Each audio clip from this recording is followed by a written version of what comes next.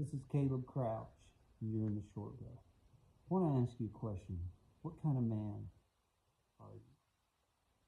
God is looking for a man who's willing to fill the gap. So my challenge tonight through this is be a man who fills the gap. Ezekiel 22:30, God was pleading and he said, I just need someone.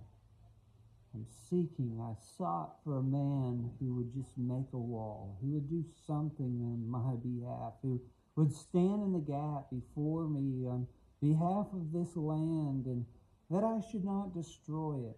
The sad fact is, he said, I found no one.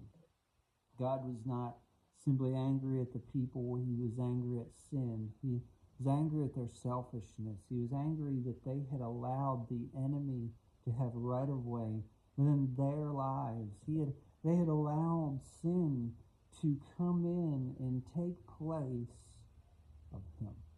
God was angry how quickly and carelessly his children just forgot the duties that he had laid before them. They had forgot their priorities. They had forgot that he wanted them to simply live a life that was marked by his name, his presence, his approval. Today we're going to look at the word admirable in gap. A man to stand in the gap. He wanted someone godly, but he wanted somebody admirable. This means that they were honorable in his own eyes. This means that he could find delight in them. This means that God could say, yes, I approve. Have you considered so-and-so? All God wants from you and I is not a clean slate or a great resume. He is looking for a genuinely willing heart.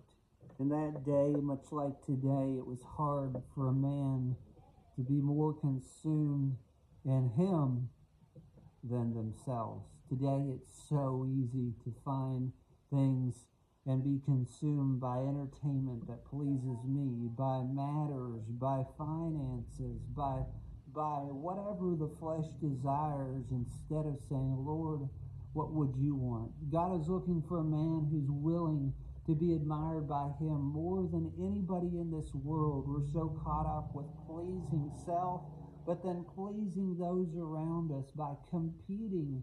And all God was trying to do back in this day was just call out and say, I just need a few good men who are willing. Question lies behind this plea. Are you admirable?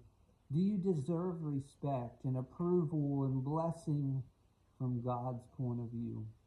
If not, my challenge to you is do whatever it takes that he could say, you, this son, this daughter is admirable in my sight. And we're going to bless him. We're going to bless her. And we're going to use them for our kingdom.